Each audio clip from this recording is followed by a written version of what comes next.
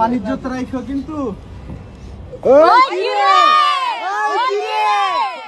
TikToker একটা মেয়ে বিয়ে করলো, বর নিয়ে গাড়িতে গান গেয়ে নেচে ভিডিও দেওয়ার পরেই আমাদের ছেলেমেয়েরা সেই ভিডিও টাইমলাইনে শেয়ার দিয়ে আবেগে ক্যাপশন দেওয়া শুরু করেছে।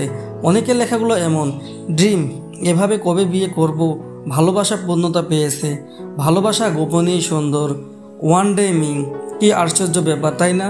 বিয়ে মানে কি নাচ গান করা, সোশ্যাল মিডিয়ায় ছবি দেওয়া আর রিলস দেওয়া হয় নাকি? আর সেটা কিভাবে তোমাদের ড্রিম হতে পারে? কতটা মানসিক ভারসাম্যহীন হলে অন্যের নাচার ভিডিও, চুমা দেওয়ার ভিডিও, কবুল বলার ভিডিও তোমরা নিজেদের টাইমলাইনে শেয়ার করো?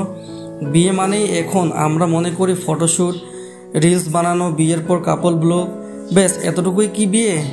এজন্যই আমাদের বিয়ের পর 2 দিনের সংসার টিকে না, কারণ আমরা বিয়েকে কেবল সোশ্যাল মিডিয়ার মাঝে আবদ্ধ করে ফেলছি। এখনকার বিয়ে মানেই ভিউ ব্যবসা। যারা এসব করে তারা বুঝে শুনেই করে। কিভাবে কি ভিডিও বানালে, ছবি দিলে তোমরা হুমড়ি খেয়ে পড়বা, অতি আবেগী হয়ে শেয়ার করবা। ওরা ঠিকই সেভাবেই তোমাদের সামনে নিজেকে প্রেজেন্টেশন করে, আর তোমরা এসব দেখলে মাথা ঠিক থাকে না।